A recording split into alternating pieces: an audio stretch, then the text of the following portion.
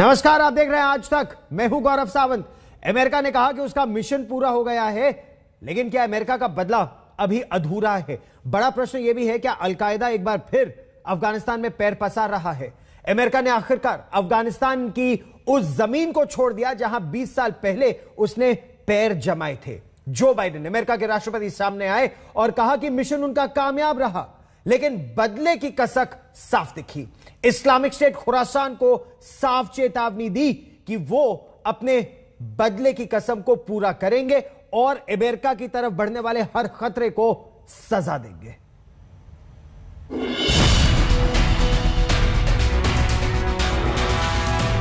When I was running for president, I made a commitment to the American people that I would end this war. We no longer had a clear purpose in an open-ended mission in Afghanistan.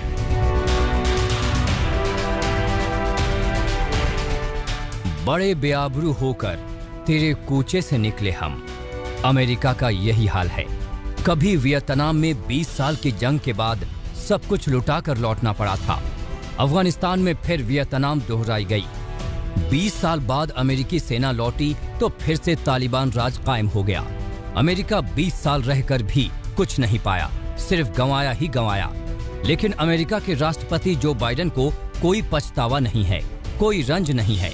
अमेरिकी सेना के आखिरी विमान लौटने के बाद Biden ने ताल ठोंक कर कहा कि जो किया सही किया और ये काम काफी पहले हो जाना चाहिए था। The war in Afghanistan is now over. I'm the fourth president who has faced the issue of whether and when to end this war. When I was running for president, I made a commitment to the American people that I would end this war. And today, I've honored that commitment. We no longer had a clear purpose in an open-ended mission in Afghanistan. After 20 years of war in Afghanistan, I refused to send another generation of America's sons and daughters to fight a war that should have ended long ago. America 9/11 के हमले का बदला लेने के लिए 20 साल पहले अफगानिस्तान में घुसा। 10 साल पहले मुख्य आरोपी ओसामा बिन लादेन को मारकर बदला भी ले लिया। लेकिन अफगानिस्तान से निकलने में अमेरिका को 10 साल और लग गए। अब अमेरिका को वियतनाम की याद आ रही होगी, जहां अफगानिस्तान की तरह ही 20 साल तक अमेरिकी सेना फंसी रही थी। अफगानिस्तान में 2001 से 2021 तक अमेरिका फंसा रहा, तो वियतनाम में 1955 से 1975 तक। अफगानिस्तान में 6000 सैनिकों की मौत हुई, तो वियतनाम में 58,000 अमेरिकी सैनिकों की जान गई थी। अमेरिका ने अपने मिशन अफगानिस्तान में 2260 अरब डॉलर लुटाए। इनमें युद्ध पर ही 815 अरब डॉलर खर्च हुए। जख्मी और रिटायर्ड सैनिकों के इलाज और देखरेख में 296 अरब डॉलर लगे। 143 अरब डॉलर तो अफगानिस्तान की अलग अलग परियोजनाओं में खर्च हुए। 530 अरब डॉलर कर्ज और ब्याज चुकाने में लग गए। अमेरिकी राष्ट्रपति का भी सबसे बड़ा दर्द यही है कि अफगानिस्तान में अरबों लुटाने पड़े। बाइडेन इसी से खुश हैं कि तालिबान की मौजूदगी में 1.25 लाख लोगों को काबुल से सुरक्षित निकाल लिया गया। इनमें अमेरिकी सैनिक, अमेरिकी नागरिक और 5000 से ज्यादा विदेशी नागरिक भी शामिल हैं। 200 अमेरिकी अब भी अपनी मर्जी से अफगानिस्तान में हैं। The Taliban has made public commitments, broadcast on television and radio across Afghanistan, on safe passage for anyone wanting to leave, including those who worked alongside Americans. We don't take them by their word alone, but by their actions. And we have leverage to make sure those commitments are met. Let me be clear. Leaving August the 31st is not due to an arbitrary deadline. It was designed to save American lives. दुनिया की सबसे ताकतवर सेना, आधुनिक हथियारों से lace सेना, न वियतनाम को न कम्युनिस्टों को खत्म कर पाई और न ही अफगानिस्तान में तालिबान को नेस्त नाबूद कर सकी। लेकिन दिल खुश करने के लिए ये ख्याल अच्छा है कि चलो अफगानिस्तान से पिन छूटा, ऐतिहासिक भूल सुधारा गया। अब अफगानिस्तान में किसी अमेरिकी बेटे की जान नहीं जाएगी। आज तक ब्यूरो। 20 साल पहले जब अमेरिका अफगानिस्तान में घुसा था, क्या खतरा आज 20 साल बाद उससे कम है या उससे ज्यादा है? बड़ा प्रश्न है। चलिए उत्तर तलाशते हैं। हमारे साथ लेफ्टिनेंट जनरल गुरमीत सिंह जुड़ रहे हैं, क्योंकि अलकायदा ने कश्मीर में भी एक कैलिफेट बनाने की धमकी दी है, न केवल अफगानिस्तान में बल्कि इस पूरे क्षेत्र में। एम्बेसडर अशोक सज्जनहार भी हमारे साथ जुड़ रहे हैं। लेकिन जनरल गुरमीत सिंह, क्या खतरा और ज्यादा बढ़ा है? क्योंकि अलकायदा के कुछ आतंकी या उसामा बिन लादेन के साथ जो सरगना देखे गए थे, वो एक बार फिर अब अफगानिस्तान में देखे गए हैं। गौरव, ये जो खतरा है ये और भी बढ़ गया है। वहां गए थे तालिबान से लड़ने के लिए, और आखिर में तालिबान को ही इस्लामिक इमिरेट बनाकर दे दिया। और देखिए अभी जो खतरा है वो बहुत ज्यादा है, टेररिज्म का, रेडिकलेशन का। जो वेपन वहां छोड़े हैं, जो टेररिस्ट को वहां छोड़ा है, और जो टेररिस्ट ऑर्गेनाइजेशन को छोड़ा है, वो अभी अपना रंग दिखाना शुरू करेंगे। आपने बिल्कुल ठीक कहा, जो अलकायदा के उसामा बिन लादेन के जो एडवाइजर थे वो दिखाई दिए कंधार में, और जो मसूद अजहर है वो भी दिखाई दिए कंधार के अंदर में। 13 टेररिस्ट ऑर्गेनाइजेशन, 35 ऐसी ऑर्गेनाइजेशन ने इसमें हिस्सा लिया है तालिबान ऑफेंसिव में। और मैं कहूंगा कि अब दुनिया को इस चुनौती को फेस करना पड़ेगा। जो आपने कहा कि उनकी जो नजर है, जो जैश ए मोहम्मद, हिजबुल मुजाहिद और अलकायदा की जो नजर है वो कश्मीर के ऊपर है, और ये भारत के लिए एक चुनौती है। लेकिन मैं इसके लिए सबसे जरूरी ये बात है कि हम मिलिटरली काउंटर टेररिज्म के पॉइंट ऑफ व्यू से हर एक क्षेत्र में, चाहे वो पॉलिटिकल डिसीजन हो, पॉलिटिकल विल, नेशनल विल हो, चाहे from military point of view, जो हमारा एक अभी एक तरीका है, एक प्रोएक्टिव, प्रीएम्प्टिव। और अमेरिका के राष्ट्रपति एम्बेसडर सज्जनहार, जब अमेरिका के राष्ट्रपति ये दावा करते हैं कि वो जंग को और आगे नहीं बढ़ाना चाहते, उनका जो मिलिट्री मिशन है वो पूरा हो गया है, तो क्या वो अपने आप को और अपने ही लोगों को झांसा दे रहे हैं, भूल कर रहे हैं? क्योंकि उनकी पॉपुलैरिटी रेटिंग तो बहुत गिरी है। एक अमेरिका में ही पोल के मुताबिक 41% पर आकर गिर गई है। लेकिन पॉपुलैरिटी रेटिंग एक तरफ, आतंक का खतरा क्या कई गुना बढ़ गया है अमेरिका के लिए भी और इस क्षेत्र के लिए भी?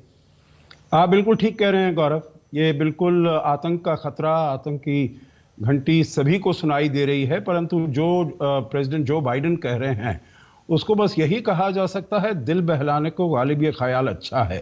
क्योंकि देखिए उनके पास और कुछ है भी नहीं कहने के लिए। वो क्या कह सकते हैं, अपनी हार तो नहीं मान सकते हैं। और ये भी ठीक है जो उन्होंने बहुत सारे, उनसे पहले जो 3 राष्ट्रपति आए हैं अमेरिका में, बराक ओबामा से लेकर डोनाल्ड ट्रंप से अभी वो सभी यही प्रयास करते रहे हैं जो कैसे अपनी सेना को हम वहां से, अफगानिस्तान से बाहर निकालें। परंतु यही अब निकाल सके हैं, तो ये ठीक है। उन्होंने जो कहा है, जो मैंने कहा था, जो अपनी सेना को मैं वापस लेकर जा रहा हूं, पर जिस तरीके से वो गए हैं वहां से, जितना डिजास्टर्स तरीका है, जितना डिसऑर्गेनाइज तरीका है, और जो क्षति पहुंची है अमेरिका की साख को, अमेरिका की रेपुटेशन को, अमेरिका की इन्फ्लुएंस को। देखिए वो 2001 में जब उसके ऊपर, अमेरिका के ऊपर हमला हुआ था, तब वो कहा जा रहा था that end of the unipolar moment, जो क्योंकि 1991 के बाद जब सोवियत संघ का विभाजन हो गया, विघटन हो गया, तब कहा जा रहा था अमेरिका एक यूनिपोलर वो बनकर, शक्ति बनकर उभरा है।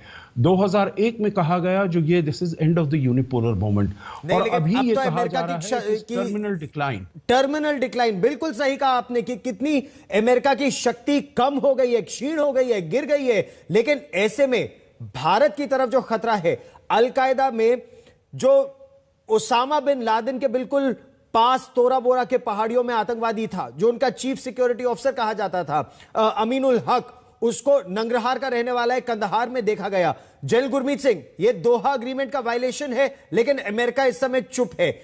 ये क्या दिखाता है अमेरिका की गिरती शक्ति के बारे में और भारत के बढ़े खतरे के बारे में, जब अलकायदा एक इस्लामिक कैलिफेट बनाने की बात करता है? अब बिल्कुल गौरव, आपने ठीक कहा, जो अमेरिका की क्रेडिबिलिटी और डिपेंडेबिलिटी है, और जिस मिशन के लिए गए थे, जिस बदले के लिए गए थे, वो काम पूरा नहीं हुआ है। सबसे बड़ा जो अधूरापन रह गया है वो है पाकिस्तान, जो इसका सेंटर ऑफ ग्रेविटी था टेररिज्म, उसको बिल्कुल भी डील नहीं कर सका है। उनको ओनली सक्सेस जो मिली थी ओसामा बिन लादेन को एलिमिनेट करने की थी। जो आपने कहा कि अलकायदा का जो हेड है अमीन उल हक जो दिखाई दिए हैं कंधार के अंदर में, और जैसे उन्होंने अलकायदा ने कहा है कि भारत को लेकर गजवा हिंद के बारे में बात किया है, कहा है कि लिबरेट करेंगे कश्मीर को, और जिस प्रकार जो मसूद अजहर है वो वहां पर गए हैं, देखिए जितने भी यूनाइटेड नेशन के डेजिग्नेटेड टेररिस्ट थे वो सब वहां पर इकट्ठे हो गए हैं। और इसके अलावा जो इस्लामिक स्टेट खोरासन है, इनके भी जो है वो जो हेड है जो एहंगर जो एयाज एहंगर है वो भी 1996 में कश्मीर से भगोड़ा हुए थे, 25 साल के बाद में दिखाई दिए गए हैं। तो ये पूरा दिखाता है, और इन सब के पीछे में एक ही बिंदु है, एक ही तार है, एक ही लिंक है, एक ही कॉर्ड है, वो है पाकिस्तान जी। उस पाकिस्तान के कारण अभी, और इन सब टेररिस्ट ऑर्गेनाइजेशन जो उसने बोई हैं, जो उसने प्लान किया है, जिनको फंड किया है, इससे पूरी दुनिया को क्या चुनौती है? भारत के लिए तो चुनौती है। खतरा बढ़ इसलिए भी गया है, खतरा इसलिए भी बढ़ गया है क्योंकि अब इनके पास लाखों की संख्या में हथियार आ गए हैं। चाहे अमेरिका ये दावा करे एम्बेसडर सज्जनहार कि जितने भी विमान थे उनको डीमिलिटराइज कर दिया गया है, उनमें ग्रेनेड फेंककर या उनके पुर्जे निकालकर अब ऐसा कर दिया गया है कि वो विमान नहीं उड़ पाएंगे। लेकिन 6 lakh M4A1 rifles, M16 rifles, night vision devices, bullet proof jacket, secure communication equipment, ये जो सारे युद्ध के साजो सामान अब आतंकवादियों के हाथ में है। पहली बात ये जो 5000 लड़ाके एक साथ आ गए हैं। दूसरी बात पाकिस्तान का समर्थन। तो क्या पाकिस्तान अगली बार आतंकी घटना को प्लान कर सकता है और बोल सकता है नहीं हमारे देश से तो नहीं हुआ, ये तो अफगानिस्तान से हुआ, तो पाकिस्तान को प्लॉजिबल डिनायबिलिटी भी मिल गई। देखिए, डिनायबिलिटी तो पाकिस्तान के पास हमेशा रहेगी। जो कुछ वो करेगा कभी कबूल करने वाला नहीं है, वहां से हो, अफगानिस्तान से हो। परंतु मेरे विचार से दुनिया बड़ी चौकन्नी है, तो इसीलिए पाकिस्तान कितना भी अपने को डिनाय करता रहे उसको कोई मानने वाला नहीं है। भारत तो कतई मानने वाला नहीं है। दूसरी, आपने कहा जो इसके हाथ में इतने सारा अस्त्र शस्त्र असला इसके हाथ में पड़ गया है, ठीक है, जो अमेरिका कहता है जो हमने इनको डिसफंक्शनल बना दिया है, जो हमवीज हैं, जो एयरक्राफ्ट हैं, हेलीकॉप्टर, तो हमने देखा कल ये ब्लैक हॉक हेलीकॉप्टर उड़ रहा था कंदाहार के ऊपर, तो पता नहीं सभी को वो डिसफंक्शनल करने में सक्षम रहे हैं या नहीं। पर असल बात ये है जो टेररिस्ट ने जो भी वहां पर अस्त्र शस्त्र इस्तेमाल करने हैं, जैसे आपने ये गिनवाए हैं, night vision equipment, communication equipment, rifles, assault rifles वगैरह वगैरह, ये उनको उनका जो आतंकी हैं उनके काम आएंगी। तो उनमें तो कोई ऐसी डिसफंक्शनैलिटी नहीं हुई है। उनको तो बिल्कुल जो हम देखते हैं अभी, जो तालिबान के लड़ाके हैं, जो टेररिस्ट हैं, मिलिटेंट्स हैं, जो यहाँ वहाँ घूम रहे हैं, उन सबके हाथ में यही है M4 M16 राइफल्स वो अपना लेकर घूम रहे हैं। ये जो तो बद्री 313 बटालियन भी हम देख रहे हैं, आतंक की बद्री 313 बटालियन, इनके हाथ में सभी अमेरिकन साजो सामान भी है। तो अमेरिका जिनको हराने चला था उन्हीं के हाथ सब हथियार छोड़ाया। ऐसे में शेर अब्बास तानिकजाई जो तालिबान के एक बहुत सीनियर कमांडर हैं, उनकी भारत के जो राजदूत हैं दोहा में, उनके साथ जो मुलाकात है वो भी तालिबान के कहने पर। क्या ये महज औपचारिकता है जनरल गुरमीत सिंह, या इससे तालिबान को कुछ उम्मीद है, या फिर एक बार फिर दुनिया को दिखाने की कोशिश बातचीत और पीठ पीछे आतंकवाद? चलो, ये जो बातचीत हुई है दोहा कतार के अंदर में शेर मोहम्मद अब्बास के साथ में, वो वहां पर पॉलिटिकल हेड है, ये उनकी रिक्वेस्ट के ऊपर में की गई है। देखिए, एंगेज करना, रिकॉग्नाइज करना और उसकी लेजिटिमेसी जो तालिबान गवर्नमेंट की है, ये अलग अलग विषय है। लेकिन एक बात पक्की है कि एंगेज करना जरूरी है इन हालतों के अंदर में। और मैं ये कहूंगा कि देखिए, तालिबान ने अभी तक जो डिप्लोमेटिक, अभी जो उनके ऊपर में, उनके सिर के ऊपर में रिस्पॉन्सिबिलिटी आई है सरकार बनाने की, एडमिनिस्ट्रेशन की, डिप्लोमेसी में, ये उनके ऊपर में नई जिम्मेवारी आई है। अभी तक जितने भी संकेत दिए हैं भारत के विषय के ऊपर में, वो सारे ही पॉजिटिव रहे हैं। तो इससे पता चलता है कि देखिए, बेशक उनका जो हिस्ट्री है, लेगेसी है, टेररिज्म के उस रूट से आते हैं, लेकिन जब उनकी जिम्मेवारी अपने राष्ट्र के लिए, अपने आवाम के लिए, कहीं ना कहीं उनकी जो आत्मा जागेगी, उसके पीछे भी एक सोच होगी। उन्होंने जो पहले भी कहा था उन्होंने कि जो डिप्लोमेटिकली, इकोनॉमिकली, हिस्टोरिकली जो लिंकेज भारत के साथ में है वो बहुत अहम है। और उन्होंने बहुत साफ कर दिया है इस बात के ऊपर में, जो भारत ने बातचीत की थी सेफ्टी सिक्योरिटी की, उनकी टेरिटरी इसके टेररिज्म के लिए इस्तेमाल ना हो। उनको भी मालूम है कि पाकिस्तान उनकी पीठ के ऊपर चढ़कर बोल रहा है उनको भी मालूम है कि इंटरफेरेंस करता है पाकिस्तान। लेकिन उनको भी पाकिस्तान मालूम का है ये कि इंटरफेरेंस, देखिए तालिबान के भी कई धड़े हैं और इसके बारे में हम आगे भी चर्चा करेंगे। तालिबान का एक धड़ा है जो हक्कानी नेटवर्क है, पाकिस्तान के इशारों पर काम करता है। एक धड़ा है जो कंधारी तालिबान कहलाता है, जिसमें दोहा के लीडर अब्दुल गनी बरादर या शेर अब्बास तानिकजा या फिर मुल्ला खुनजादा वो उसमें आते हैं। और क्या संबंध है तालिबान और अलकायदा का, बहुत प्रश्न है, चर्चा जारी रखेंगे। एक छोटा सा ब्रेक, देखते रहिए आज। तो अमेरिका के राष्ट्रपति जो बाइडेन ने एक बार फिर अपने कदम को सही ठहराया है और अफगानिस्तान की स्थिति के लिए उन्होंने अफगानिस्तान के राष्ट्रपति अशरफ गनी और अफगानिस्तान की सेना को ही दोषी ठहराया है कि वो तालिबान के सामने खड़े नहीं हो सके। अमेरिका पूरी तरह से अफगानिस्तान से निकल गया है। जो बाइडेन ने दावा तो यह किया है कि उन्होंने ये वादा किया था, फैसला किया था और यह उनका निर्णय है, लेकिन प्रश्न यहां यह उठता है कि आखिर अफगानिस्तान के लोग और इस क्षेत्र के लोग अब ज्यादा सुरक्षित हैं या ज्यादा असुरक्षित। इस बड़ी खबर पर लगातार रहेगी नजर। एक छोटा सा ब्रेक, सुर्खियों के साथ होगी वापसी, देखते रहिए आज तक। काबुल से रिटर्न फ्लाइट पर आखिरकार राष्ट्रपति बाइडेन को अमेरिका को जवाब देना ही पड़ा। 20 साल के बाद यह वापसी अमेरिका को एक शूल की तरह न केवल चुभेगी बल्कि चुभ भी रही है। उन फैसलों की लगातार याद आएगी जो अब कई लोग एक भूल मान रहे हैं। जाते जाते अमेरिका ने उन हथियारों को बर्बाद कर दिया जिनके बूते तालिबान आतंक के राज में और आग लगा सकता था।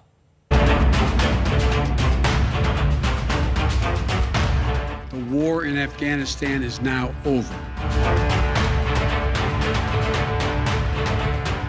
हथियारों का जखीरा, अमेरिकी लड़ाकू विमान, हेलीकॉप्टर, बेशुमार डॉलर। अमेरिका तो अफगानिस्तान से चला गया, लेकिन पीछे छोड़ गया हथियारों का गोदाम। अमेरिकी सेना के इस्तेमाल वाले हथियार अब तालिबान के हाथ लग गए हैं। यहां तमाम आधुनिक हथियार हैं।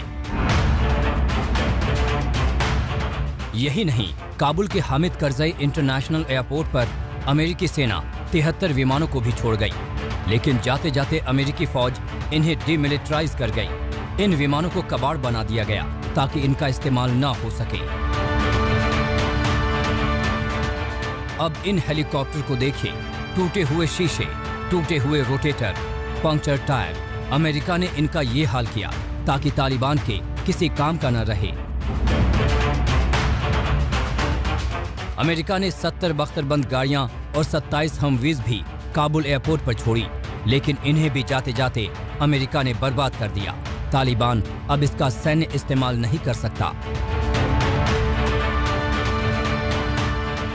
ये बख्तरबंद गाड़ियां करोड़ों रुपए की हैं।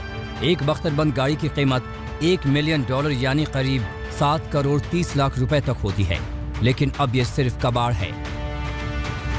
इस सब में मौजूद हूँ काबुल एयरपोर्ट के अंदरूनी हिस्से में, जहाँ पर तकरीबन 19 से 20 साल बाद तालिबान ने इसको अपने कंट्रोल में किया है और यहाँ पर अमेरिकन और इत्तेहादी फौज ने जो अपना इनखला का पूरा निज़ाम था यहीं से कंट्रोल किया है। और यहाँ से काफी ज्यादा जो है वो यहाँ पर चीजें जो है वो तोड़ी गई हैं और कोशिश की गई है कि कोई चीज जो है वो तालिबान इसको इस्तेमाल ना कर सके। ये आप अभी देख सकते हैं, मेरे पीछे तालिबान भी मौजूद है और ये वो रनवे है, मैं इस वक्त मौजूद हूँ। ये पीछे आप अकब में मेरे देख सकते हैं एयरपोर्ट्स की बिल्डिंग्स हैं।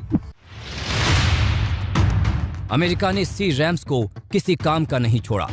इस counter rocket, artillery and mortar system को अमेरिका ने आखिरी वक्त तक ISIS के खिलाफ इस्तेमाल किया, लेकिन काबुल एयरपोर्ट से आखिरी उड़ान से ठीक पहले सी रैम्स को भी कबाड़ बनाकर छोड़ा। अमेरिका 20 साल तक अफगानिस्तान में रहा, लेकिन अमेरिका से निकलते ही अफगानिस्तान पर पूरी तरह से तालिबान का कब्जा हो गया। तालिबान के गार्ड मिलिट्री अंदाज में राइफल ताने एयरपोर्ट पर तैनात हो गए।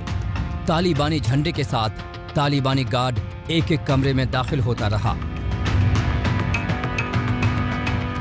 एयरपोर्ट पर मुसाफिरों का वेटिंग एरिया बिल्कुल खाली पड़ा है, लेकिन तालिबानी गार्ड कुछ इस अंदाज में वेटिंग एरिया में चल रहे हैं मानो बिल्डिंग में कोई सर्च ऑपरेशन चल रहा हो।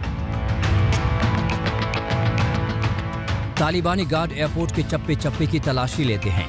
हर कमरे को खोल खोल कर देखा जाता है। पहली मंजिल, दूसरी मंजिल, रनवे, कोई इलाका नहीं बचा जहां तालिबान के गार्ड नहीं पहुंचे। तालिबान को हथियारों का गोदाम भी हाथ लगा है, जहां अमेरिका के आधुनिक हथियारों का भंडार है। क्या पता ये हथियार भी तालिबान के लिए काम के हैं या नहीं। हथियार ही नहीं, अमेरिका सेना बेशुमार डॉलर भी छोड़ गए। देखिए, इस कमरे में डॉलर की गड्डियां ही गड्डियां हैं। क्या पता अमेरिका ने इस नंबर के डॉलर रद्द कर इन्हें भी रद्दी ही बना दिया हो। आज तक ब्यूरो। अमेरिका की फाइनल वापसी के साथ ही अफगानिस्तान में तालिबानी सत्ता की तैयारी अब शुरू हो गई है। कंधार से लेकर काबुल तक तालिबान की लीडरशिप काउंसिल उन मुद्दों पर बंदूकों के साए तले मंथन करने लगी है जो सरकार की रूपरेखा को तय कर सकेंगे।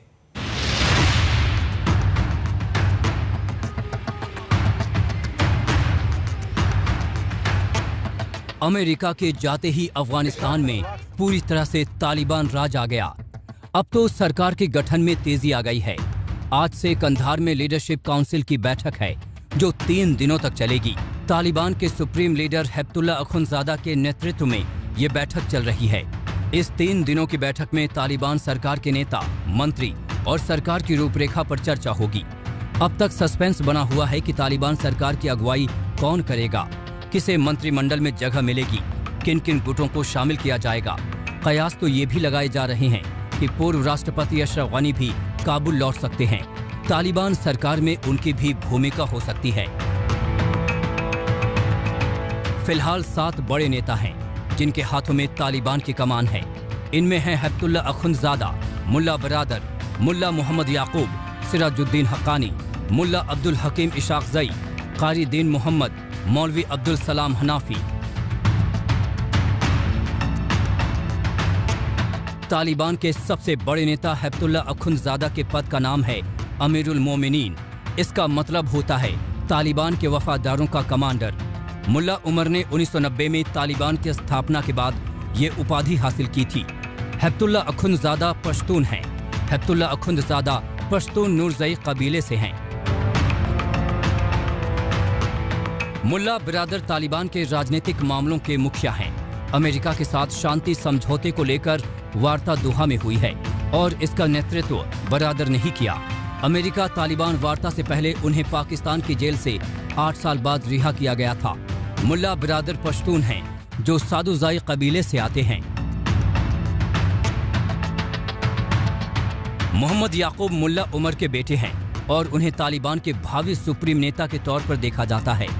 साल 2016 में उन्हें तालिबान का नेतृत्व करने का प्रस्ताव भी दिया गया था, लेकिन उन्होंने अपनी कम उम्र का हवाला देते हुए इनकार कर दिया।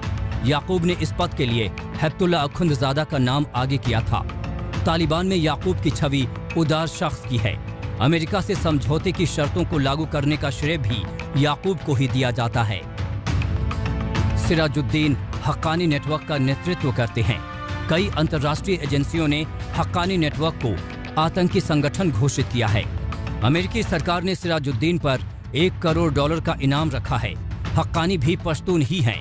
सिराजुद्दीन हक्कानी जर्दन कबीले से हैं। इस कबीले का संबंध अफगानिस्तान के खोस्त प्रांत से रहा है। मुल्ला अब्दुल हकीम इशाकज़ई कट्टरपंथी मौलवी हैं जो क्वेटा के इशाकबाद इलाके में एक मदरसा चलाता है। इशाकज़ई अमेरिका के साथ शांति वार्ता के लिए बनाई गई तालिबान की 21 सदस्यीय टीम का हिस्सा था। इशाकज़ई भी पश्तून है और उसे पश्तूनों का मौलवी भी कहते हैं। कट्टरपंथ, इस्लाम की शिक्षा और तालिबान लड़ाकों को तैयार करने की वजह से इसे जिहादी यूनिवर्सिटी भी कहा जाता है। तालिबान के शीर्ष नेतृत्व में पश्तूनों का ही दबदबा है, लेकिन कई नेता दूसरे समुदाय से भी हैं। तालिबान की सरकार में गवर्नर रह चुके कारी दीन मोहम्मद ताजिक हैं, जबकि मौलवी अब्दुल सलाम हनाफी उज़्बेक हैं। दोनों ही नेता दोहा में अमेरिका के साथ वार्ता करने वाले दल का भी हिस्सा थे। तालिबान अब सरकार बनाने की ओर बढ़ रहा है तो तेवर और बोल भी बदले हुए हैं। अब वो दूसरे देशों से दोस्ती की बात कर रहा है, निवेश का न्योता दे रहा है। हमारे लिए ये एक ऐतिहासिक मौका है। हमारा मुल्क अब आजाद है। मैं सभी अफगानिस्तानियों को जीत की बधाई देता हूँ। हम अमेरिका समेत पूरी दुनिया के साथ अच्छे रिश्ते कायम करना चाहते हैं। लेकिन देखना तो ये है कि तालिबान कितना बदलता है, उसकी कथनी और करनी में कितना मेल होता है। तालिबान के सबसे बड़े नेता अमीरुल मोमिनीन मौलाना अखुंज़ादा पिछले 3 दिन से कंधार में हैं। कई सालों के बाद अफगानिस्तान लौट चुके मौलाना अखुंज़ादा ने पिछले 3 दिन के दौरान सबसे बड़ी पॉलिटिकल बॉडी जो तालिबान की है जोरा, उसके साथ विचार विमर्श करके अफगानिस्तान की नई सरकार की दिशा तय कर ली है और माना जा रहा है कि बहुत जल्द अफगानिस्तान में तालिबान सरकार के वो सभी चेहरे सामने आएंगे जो आने वाले वक्त में अफगानिस्तान को चलाएंगे और वहाँ की अंदरूनी नीति और विदेश नीति तय करेंगे। रूफ अहमद के साथ अशरफ आनी, श्रीनगर, आज तक। काबुल पर पूर्ण नियंत्रण के बाद तालिबान के कदम अब पंजशीर की तरफ बढ़ रहे हैं। तालिबान ने एक बार फिर पंजशीर के अभेद्य दरवाजे पर चोट की, लेकिन जवाब में तालिबान के हाथ एक बार फिर हार लगी। पंजशीर जीते बिना तालिबान अपने इरादों को पूरी तरह से हासिल नहीं कर सकेगा और पंजशीर के लड़ाके झुकने को कतई तैयार नहीं है।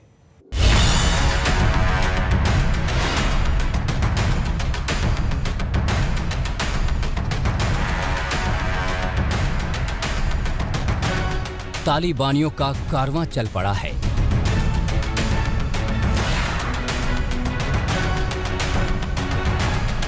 पंजशीर की तरफ।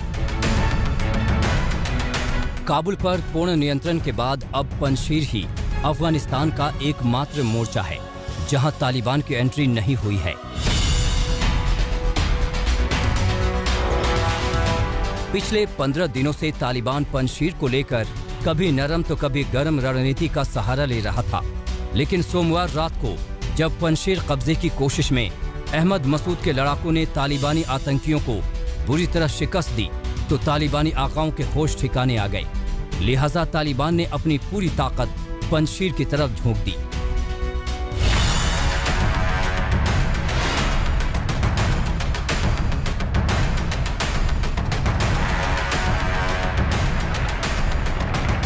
खबर है कि पंजशीर के खवाक में नॉर्दर्न अलायंस के लड़ाकों और तालिबान के बीच भीषण गोलीबारी हुई।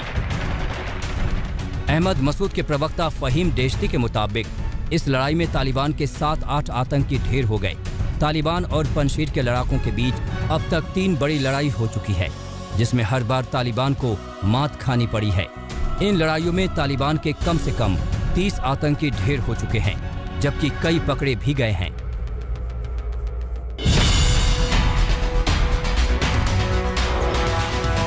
आमने सामने की लड़ाई में मात खाने के बाद तालिबान ने पंजशीर को घेरने की नई साजिश रची है।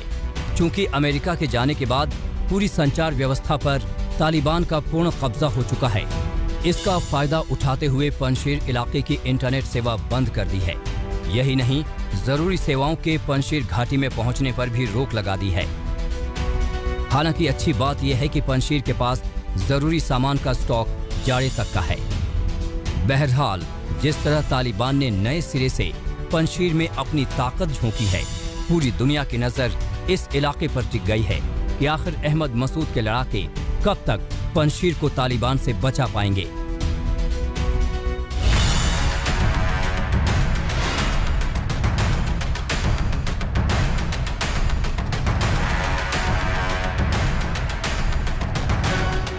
पांच शेरों की घाटी के नाम से मशहूर ये पंजशीर अफगानिस्तान का अकेला इलाका है जहां कभी कोई बाहरी ताकत अपनी सत्ता स्थापित नहीं कर पाए।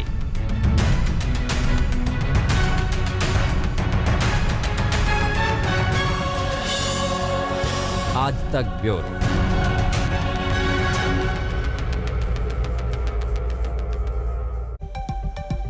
आज तक पर वक्त एक छोटे से ब्रेक का। देश और दुनिया की ताजा खबरों के लिए आप देखते रहिए आज तक। तालिबान के साथ भारत की पहली औपचारिक बातचीत हुई है। तालिबान के आग्रह पर यह मुलाकात कतर की राजधानी दोहा में हुई। कतर में भारत के राजदूत दीपक मित्तल और दोहा में तालिबानी पॉलिटिकल ऑफिस के प्रमुख शेर मोहम्मद अब्बास तानिकजाई के बीच यह बातचीत हुई है। भारतीय दूतावास में हुई इस बातचीत में भारत ने तालिबान से दो टूक कहा कि अफगानिस्तान की धरती का इस्तेमाल भारत के खिलाफ आतंकी गतिविधियों के लिए नहीं होना चाहिए। तालिबान ने इस पर सकारात्मक कदम उठाने का भरोसा भी दिया। अफगानिस्तान में भारतीयों की सुरक्षा और भारत लौटने के इच्छुक लोगों की सुरक्षित वापसी के लिए भी दोनों के बीच बातचीत हुई। इस मुलाकात पर एमआईएम के प्रमुख असदुद्दीन ओवैसी ने सवाल खड़े कर दिए हैं। The government of India should have clearly told them, the representative of Taliban, that one, Helmand province and in Khost, Jaish-e-Mohammed and Lashkar-e-Taiba are active in that region. I wished and hoped that the government of India would have clearly told them that in Helmand and in Khost, Lashkar-e-Taiba and Jaish-e-Mohammed are active. Stop those camps. Secondly, I want to know from the Modi government, are they going to delist all Taliban leaders who have been classified and called as terrorists? वक्त एक छोटे से break का। देश और दुनिया की ताजा खबरों के लिए आप देखते रहिए आज तक। आज तक